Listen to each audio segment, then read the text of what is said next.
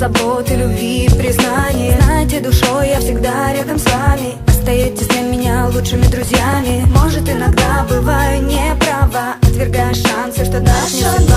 Светлая, крепкая, хоть история ветхая.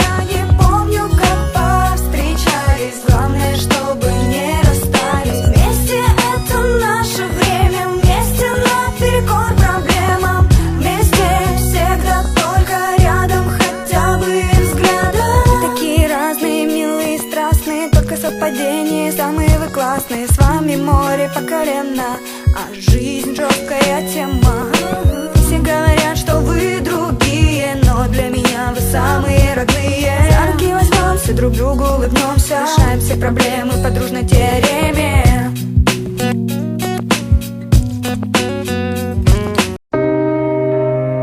А что такое любить по-настоящему? По-настоящему — это быть верным. По-настоящему — это никогда не предавать.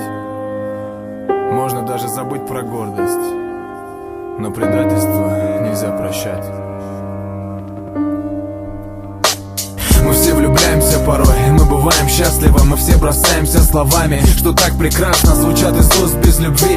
Но с пылкой страстью обещаем рядом быть, но не держим слов. Нет причины позвонить, ее назвать ласково. Нет причины отвечать, а все звонки сбрасывать. А чтобы ее увидеть, ты дожидался праздников. И разве так ты себе представлял любовь? А после ссоры сразу ищешь себе другую. Говоришь, что ненавидишь, а сам ревнуешь. Говоришь, что все забудешь, вспоминать не будешь. А ночь без сна, считаешь дни, что без нее проводил с другими, совсем с чужими дамами. Но думал все равно о ней. Такая правда, сжигал все фотографии, что стояли в рамке. А я не знал, что любовь может так сильно ранить. По-настоящему любить — это быть верным. По-настоящему любить — это не предавать. По-настоящему любить — это когда веришь, когда с ней делишь свою жизнь, а не кровать.